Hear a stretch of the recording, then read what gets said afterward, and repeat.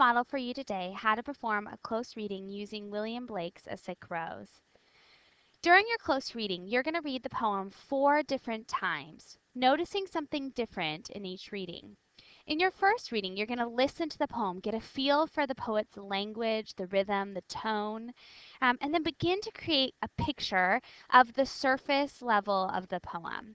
I like to think of the first reading as just skimming the surface. I'm going to mark form and structure, rhythm, rhyme schemes, sound devices, and then tone. Remember that the tone is the poet's attitude or feeling towards the subject or characters.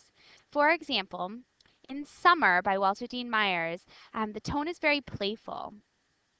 Whereas in A Caged Bird by Maya Angelou, the tone is very serious. Let's read A Sick Rose by William Blake. A rose thou art sick, the invisible worm that flies in the night in the howling storm, has found out thy bed of crimson joy, and his dark secret love does thy life destroy. So after just reading the poem once, I have a picture in my head, and this is my picture. I imagine a rose that is dying, right? The rose is drooped over. Maybe it's lost some of its color. The invisible worm is eating away at the stem or the body of the rose. I also started to mark structure, sound devices. Sorry.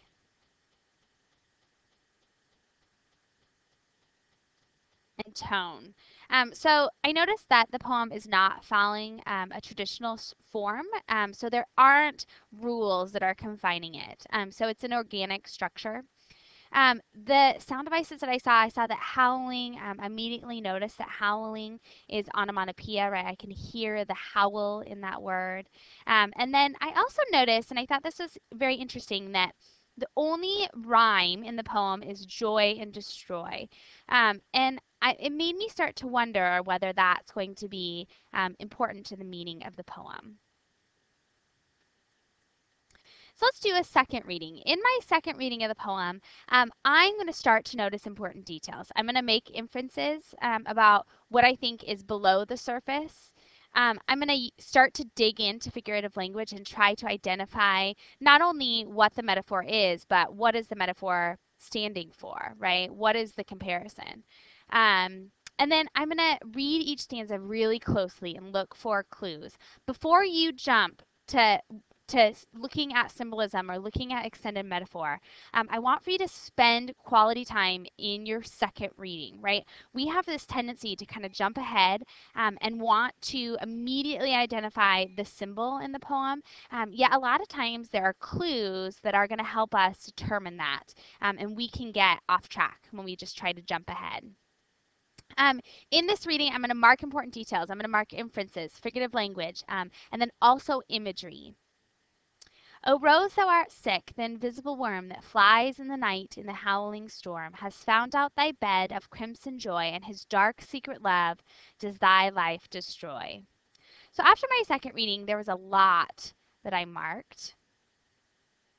So I immediately looked at and had some questions about the thou and the thy. O rose, thou art sick. Who's sick? And I decided that that was the rose. Has found out thy bed, whose bed, the rose, does thy life destroy, whose life, the rose, okay?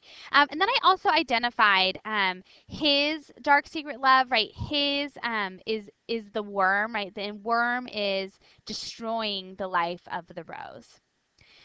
I was interested by invisible, the word invisible, to describe the worm. It's an interesting adjective because a worm is something that I can see and I can touch, right? Slithers across the ground. But invisible makes me guess that this is something intangible that I can't touch, that I can't hold on to. I thought that thy bed was interesting because the bed could, it's a play on words, right? It could be a rose bed, right? We're talking about a rose where I plant roses is called a rose bed, or it could be a bed that maybe I lay my head on, right? The traditional bed. I noticed that crimson joy was a metaphor. It compares the rose to crimson joy, possibly because a rose brings someone or the lover, whoever receives the rose, so much joy. And then I also noticed that the invisible worm is anything that's destroying the rose, that was a metaphor for something that's destroying the rose. On my third reading, I'm going to look at the larger meaning in the poem. So I'm starting to look at symbolism now. I'm really digging in to extended metaphor and theme. So I'm taking all of the clues that I've gained in my second reading of the poem, and I'm really trying to understand what is the argument that the author is making, the poet is making. O rose, thou art sick, the invisible worm that flies in the night in the howling storm has found out thy bed of crimson joy, and his dark secret love does thy life destroy.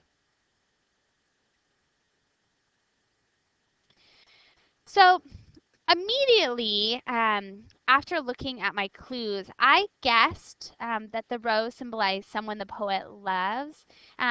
Just from my background knowledge, I know that sometimes people will call someone they love their rose, right?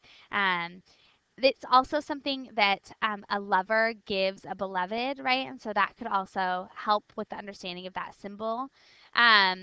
I also guess that the invisible worm symbolizes sickness or death.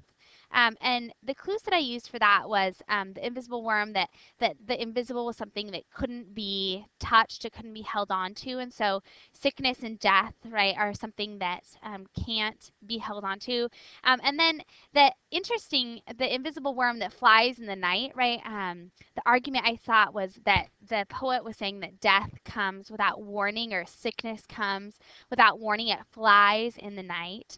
And then that play on words with bed, I also was wondering whether it could be deathbed, right?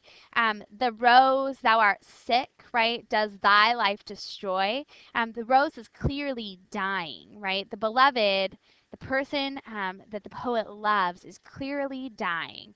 And so the bed could be a deathbed. And then his dark secret love I thought was interesting because if death is the invisible worm, if that's what the invisible worm symbolizes, then death is kind of like creeping up on the lover, right? It stalks the lover. It's almost really, really creepy. And then thy life destroy, obviously the life that's being destroyed is the rose, the beloved. The theme I thought in the poem was that death can come without warning and take away someone we love. We see that several times, several clues about that throughout the poem.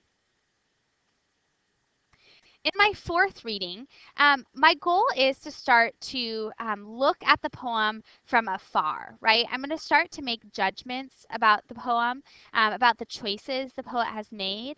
I'm going to start to see the poem within the historical context. So I'm going to ask myself, is this poem saying something about the culture from which it came, or is it a reflection of the culture from which it was written in? A Sick Rose by William Blake. O rose, thou art sick, the invisible worm that flies in the night in the howling storm has found out thy bed of crimson joy, and his dark secret love does thy life destroy. So in my fourth reading, I am not going to analyze every poetic device that I see the poet using.